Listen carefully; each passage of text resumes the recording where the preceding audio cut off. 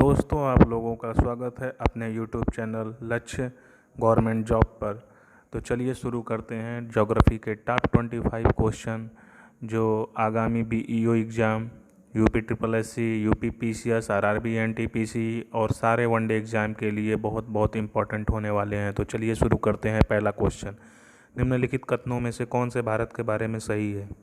सही उत्तर के चयन हेतु अधोलिखित कूट का उपयोग कीजिए।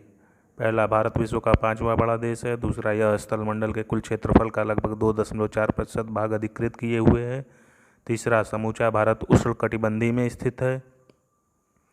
चौथा, 82 डिग्री 30 मिनट पूर्वी देशांतर का उपयोग भारतीय मानक समय को निर्धारित करने के लिए किया जाता है।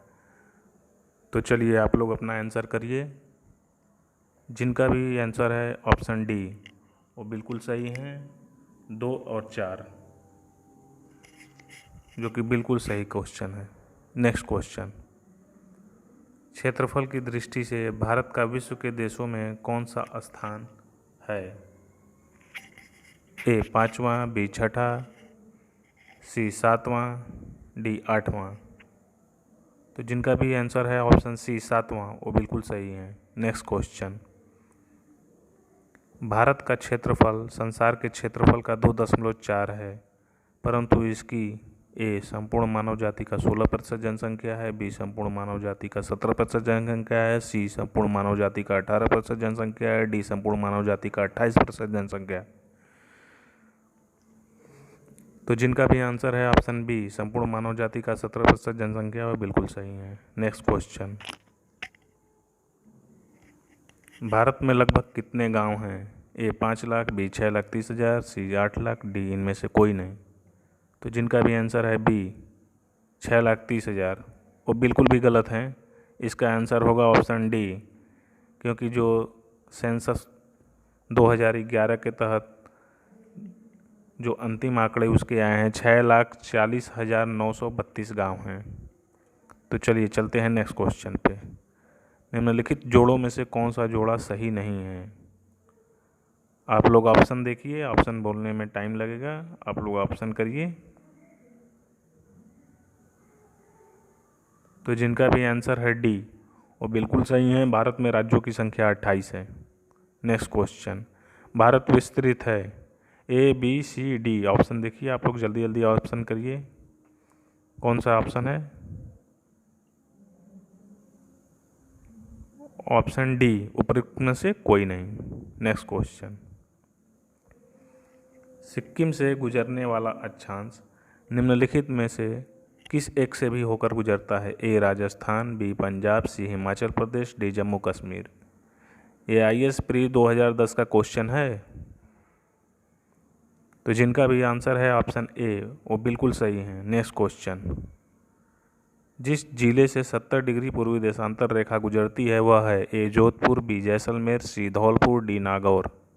तो जिनका भी आंसर है ऑप्शन बी जैसलमेर वो बिल्कुल सही है। नेक्स्ट क्वेश्चन, कर्क रेखा किस राज्य से होकर गुजरती है?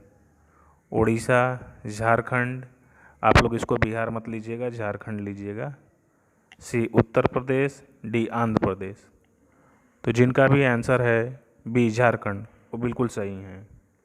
नेक्स्ट क्वेश्चन,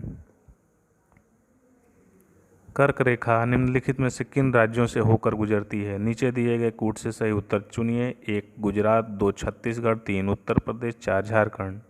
कूट ए 1, 2 और 4, बी 1, 2, 3 और 4, सी 1, 3 और 4, डी 2, 3 और 4। तो जिनका भी आंसर है ऑप्शन ए वो बिल्कुल ही सही है।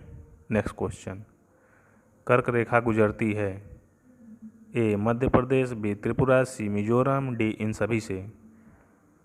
तो जिनका भी आंसर है डी इन सभी से वो बिल्कुल सही है। नेक्स्ट क्वेश्चन, कितने भारतीय प्रदेशों से होकर कर्क रेखा गुजरती है? ए 6, बी 8, सी 7, डी 9। तो जिनका भी आंसर है ऑप्शन बी 8 वो बिल्कुल सही है। नेक्स्ट क्वेश्चन, भारत का एक राज्य जिससे होकर कर्क रेखा गुजरती है? ए जम्मू कश्मीर, बी हिमाचल प्रदेश, सी बिहार, डी झारखंड। तो जिनका भी आंसर है डी झारखंड वो बिल्कुल सही है। नेक्स्ट क्वेश्चन, निम्नलिखित नगरों में कौन कर्क रेखा से निकटतम दूरी पर स्थित है? ए अगरतला, बी गांधीनगर, सी जबलपुर, डी उज्जैन। तो जिनका भी ऑप्शन है बी गांधीनगर वो बिल्कुल सही है। नेक्स्ट क्वेश्चन, निम्न नगरों में कौन सा कर्क रेखा के निकट है? ए दिल्ली, बी कोलकाता, सी जोधपुर, डी नागपुर।